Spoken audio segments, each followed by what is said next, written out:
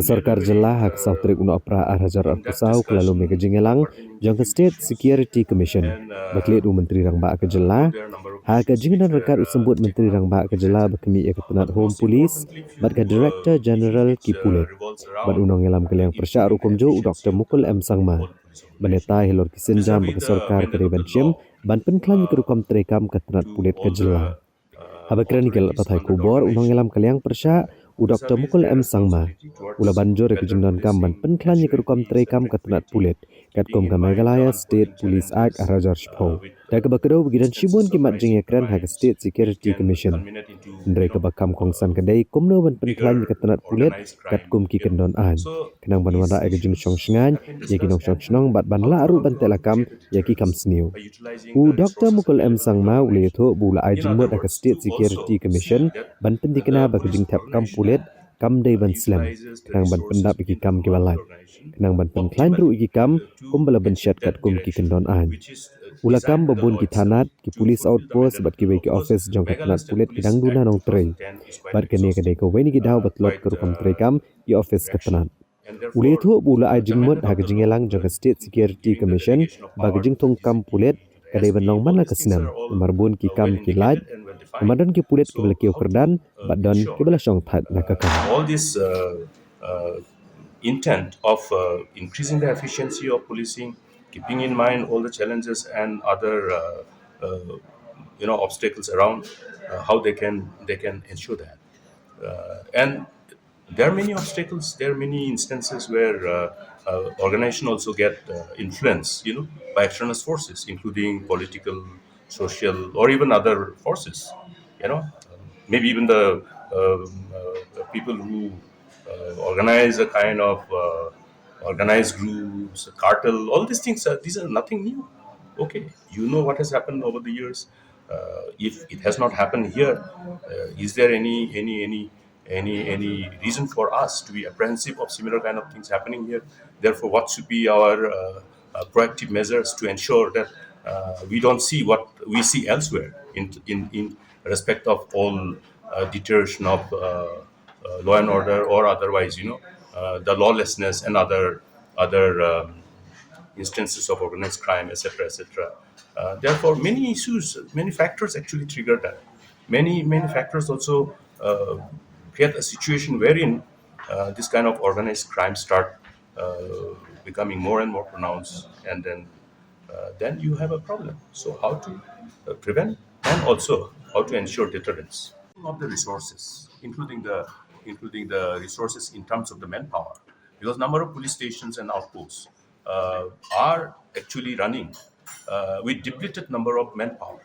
That means the total sanction strength of the respective police outposts and police stations and other establishments are running at almost at 60% capacity, 50% capacity, and these are not good, because when you are approving and according sanction in terms of the manpower strength for any police station or police establishment anywhere in the state, you are taking into cognizance all other aspects. The need to protect any police station or police establishment existing across the state can be a potential target of attack by any other inimical forces.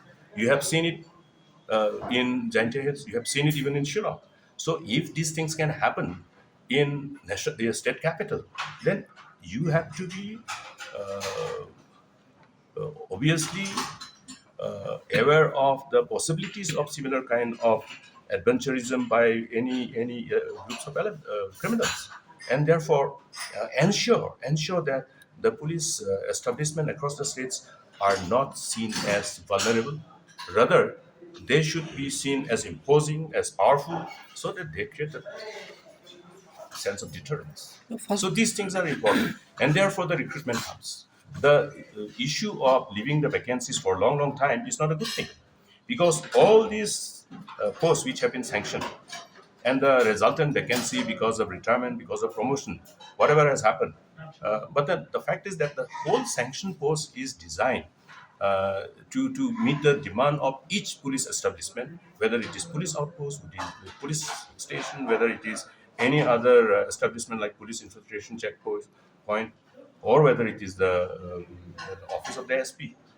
So they are, every single post that has been sanctioned is determined by the justification of the actual requirement. So any depletion of the forces in terms of the manpower should be promptly taken cognizance of, and should be done good by filling up the post. Therefore, recruitment must be regular. Recruitment must be regular. I'm not talking about new sanctions of post, but I'm talking about the vacancies which exist. And every vacancy, there must be recruitment every year, because you cannot wait.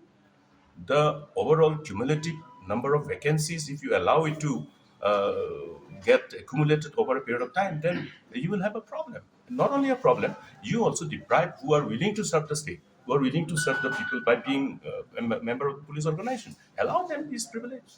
Why you ask him to wait for 3, 4, 5 years? So I think these are something which goes beyond our intent of ensuring that every police establishment across the state are with full capacity in terms of their manpower strength, and at the same time also to ensure that all the vacancies that takes place over the years are promptly filled up, so that youth get privilege of being able to join with the government in serving the people. You do it today, I will do it tomorrow. That's perception will come. And when you want to stop it, they will say, oh, my leader is good for nothing. He's not allowing me to do the same. So therefore, uh, let us ensure that the whole policing aspect is not to any extent diluted by other uh, areas of interest, which revolves around individual interest of settling personal score, or creating some kind of perception to show that he wields power because of being where he is. So these are things which can be put an end to, because the law itself is also indicative of this.